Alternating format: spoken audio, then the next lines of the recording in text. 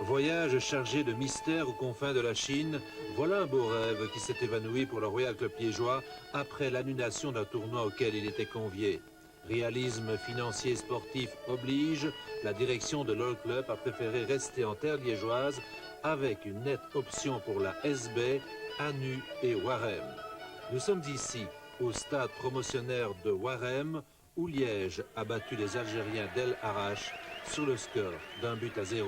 C'est toujours mieux lorsqu'on a la possibilité de partir à l'étranger, mais je crois que c'est peut-être pas plus mal non plus de pouvoir se préparer chacun chez soi dans ses habitudes. Et bon, jusqu'à présent, je dois dire que ça se passe très bien. Tout le monde travaille avec beaucoup d'énergie et beaucoup de volonté. On m'a fait entendre que la situation financière du club n'est pas brillante, donc quand j'ai entendu ça, je me suis dit, ok, on va se préparer chez nous, alors il n'y a pas de problème. Il n'est pas erroné de dire que le Royal Club liégeois apparaît sur le papier moins performant que la saison dernière. Il est clair que c'est la ligne d'attaque qui pose encore des problèmes à Eric Goretz, qui ne désespère pas obtenir le transfert d'un joueur de l'expérience de Nico Classen.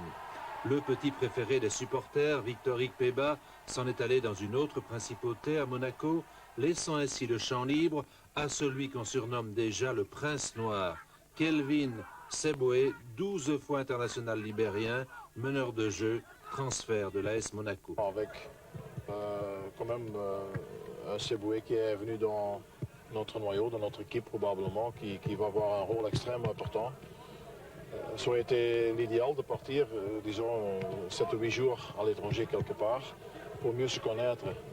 Mais maintenant, les anciens doivent faire un travail en plus pour l'intégrer le plus possible dans l'équipe.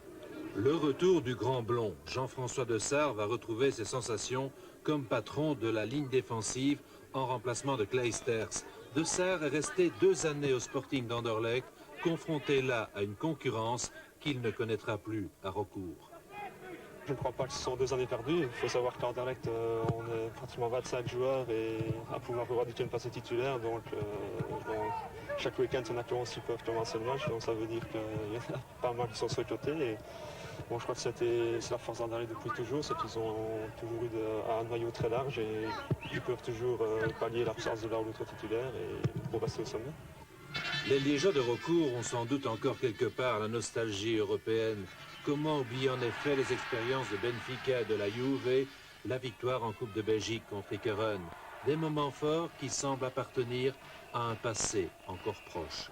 Dans mon mobilité jusque maintenant a été exemplaire, mais il faut que ça dure tout un championnat parce qu'on n'a pas une équipe pour jouer les 6 premiers, mais Liège, avec son histoire, ne peut pas avoir une équipe qui va descendre en 2e division. Ce serait impardonnable. Visiblement, le Royal Club liégeois est à un tournant de sa longue histoire. La page européenne tournée, les jeunes doivent s'imposer dans un contexte neuf. Quelques mois après la démission d'André Marchandise, un président toujours sans successeur.